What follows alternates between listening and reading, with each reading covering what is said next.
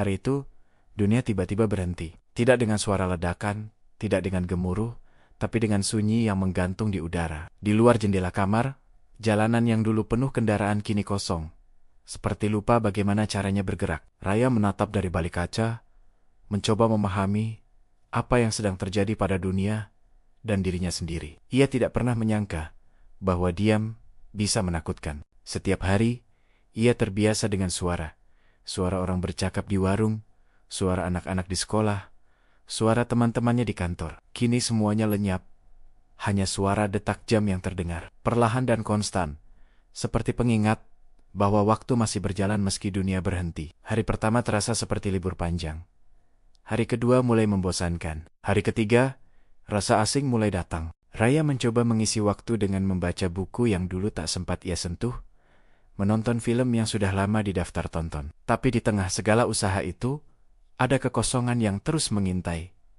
Ia mulai menulis, bukan karena ingin, tapi karena butuh. 1 halaman, 2 halaman, lalu puluhan catatan kecil di buku harian yang lama ia abaikan. Ia menulis tentang pagi yang hening, tentang burung yang masih setia bernyanyi, tentang ketakutan yang diam-diam tumbuh di dadanya. Setiap lembar yang terisi seolah menjadi percakapan dengan dirinya sendiri. Ia menulis, lalu membaca ulang, seakan mencari teman, bicara di antara baris-baris kata. Hari ketujuh, ia mulai memperhatikan hal-hal kecil yang dulu tidak pernah penting. Cahaya matahari yang menembus sela tirai, suara langkah tetangga di lantai atas, dan aroma kopi yang lebih harum dari biasanya. Semua menjadi pengingat bahwa dunia belum benar-benar hilang, namun rasa sepi tetap hadir, seperti bayangan yang menempel di belakang punggung. Raya duduk di balkon kecil apartemennya, menatap langit sore yang pucat. Ia bertanya-tanya, berapa lama dunia akan bertahan dalam keheningan seperti ini? Hari ke-10,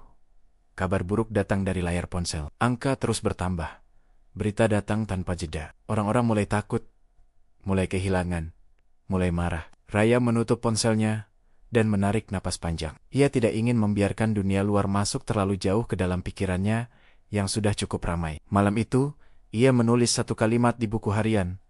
Kadang, ketenangan bukan pilihan, tapi ujian. Hari ke-15, rutinitasnya mulai terbentuk. Bangun pagi, menyeduh kopi, menulis, menyiram tanaman kecil di pot jendela, lalu duduk diam menatap kota yang tertidur. Ia mulai menemukan ritme dalam kebisuan. Ada keindahan yang aneh dalam keterbatasan.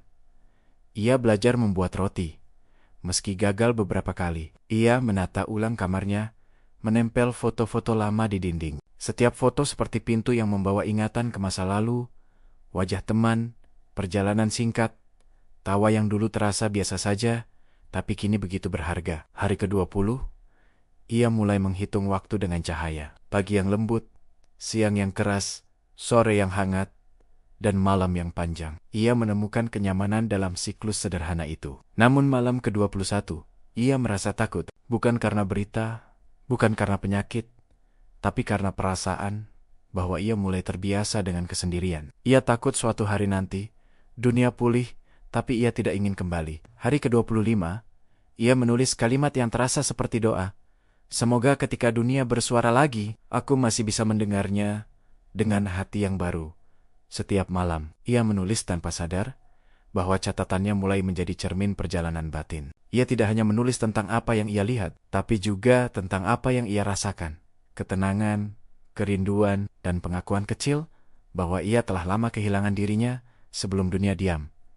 Hari ke-30, ia membuka jendela lebih lebar. Udara dingin masuk, membawa aroma tanah dan hujan yang turun pertama kali setelah berminggu-minggu. Dunia terasa hidup kembali untuk sesaat. Hujan turun deras malam itu, dan untuk pertama kalinya Raya tidak menutup jendela. Ia membiarkan tits-tits air mengenai lantai, membiarkan udara basah memenuhi kamar. Ia menulis, hujan bukan pertanda akhir, tapi cara alam mengingatkan bahwa hidup selalu mengalir.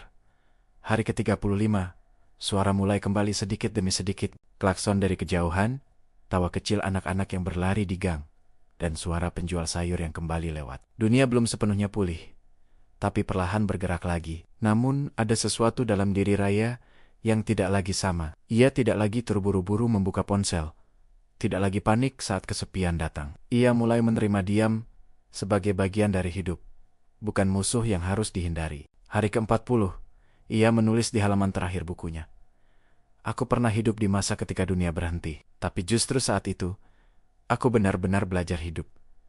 Ketika dunia mulai bersuara lagi, Raya melangkah keluar dengan hati yang lebih ringan. Ia berjalan di trotoar yang basah, melihat langit Bandung yang perlahan berubah warna. Orang-orang mulai muncul, mengenakan masker, melangkah hati-hati, tapi ada semangat baru di mata mereka. Raya menatap sekeliling. Dunia ini sama, tapi ia yang berbeda. Ia tahu bahwa keheningan telah mengajarinya hal paling penting, bahwa manusia bisa kehilangan banyak hal, tapi tidak boleh kehilangan dirinya sendiri. Hari ke-50, Raya berhenti menulis, bukan karena kehabisan kata, tapi karena hidupnya mulai menulis dirinya sendiri. Ia kembali bekerja dari rumah, menulis untuk kliennya, menyeduh kopi seperti biasa. Tapi di setiap rutinitas itu, ada makna baru. Ia menatap foto yang menempel di dinding, foto dirinya di balkon, dengan langit senja sebagai latar. Ia tersenyum kecil, mengenang masa di mana dunia terdiam, tapi hatinya justru berbicara paling lantang. Hari ke-60, ia membuka buku harian lamanya, membacanya dari awal, setiap halaman seperti napas masa lalu yang lembut, tidak lagi menyakitkan. Ia menutupnya dengan perasaan damai. Ia menulis satu kalimat terakhir di bagian belakang sampul. Keheningan bukan musuh. Ia adalah ruang di mana aku menemukan arti hidup yang sebenarnya.